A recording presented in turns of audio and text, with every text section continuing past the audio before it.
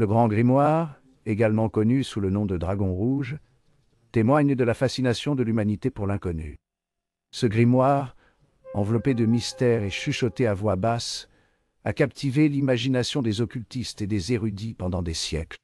Ces pages, censées contenir les clés pour invoquer et lier des entités démoniaques, offrent un aperçu d'un monde où le voile entre notre réalité et le royaume infernal est à son comble. L'attrait du Grand Grimoire ne réside pas seulement dans son pouvoir supposé, mais aussi dans les secrets qu'il recèle, des secrets qui ont été transmis de génération en génération, chaque inscription témoignant de la mystique durable du grimoire. Les origines du Grand Grimoire sont aussi troubles que les rituels qu'il décrit.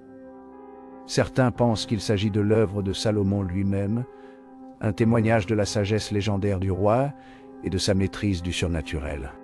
D'autres attribuent sa paternité à Honorius de Thèbes, un personnage de l'ombre dont l'existence reste un sujet de débat parmi les historiens. Quelles que soient ses véritables origines, le Grand Grimoire a laissé une marque indéniable dans le monde de la magie et du mysticisme. La première apparition documentée du Grand Grimoire remonte au XVIIIe siècle en France.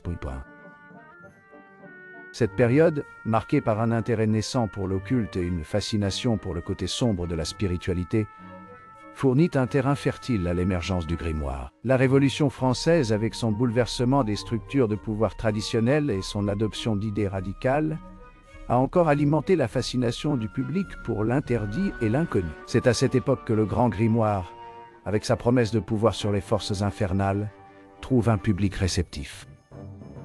L'apparition du grimoire en France a coïncidé avec une vague d'intérêt pour la démonologie et la pratique de la magie noire. Les sociétés secrètes, dont la rumeur disait qu'elles s'étaient essayées à l'occultisme, ont prospéré pendant cette période, leurs membres étant attirés par l'attrait de la connaissance interdite et la promesse du pouvoir. Le Grand Grimoire, avec ses instructions détaillées sur l'invocation et la liaison des démons, est devenu un texte recherché par ceux qui croyaient pouvoir exploiter les forces des ténèbres pour leur propre profit.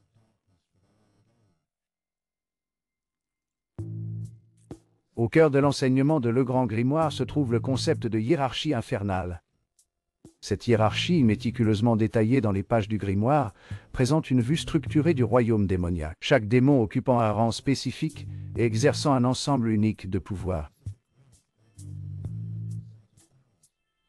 Au sommet de cette hiérarchie se trouve Lucifer, l'ange déchu, l'incarnation de la rébellion et la source ultime du pouvoir infernal.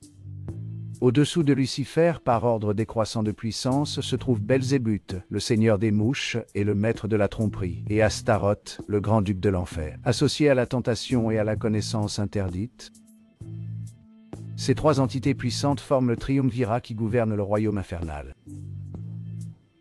Leur règle, cependant, n'est pas absolue. Le Grand Grimoire décrit un réseau complexe d'alliances et de rivalités qui existent au sein de la hiérarchie démoniaque, ce qui témoigne de la nature volatile et imprévisible de ces êtres infernaux. Parmi les nombreux démons répertoriés dans le Grand Grimoire, Lucifuge Rofycal se distingue comme un personnage particulièrement intrigant.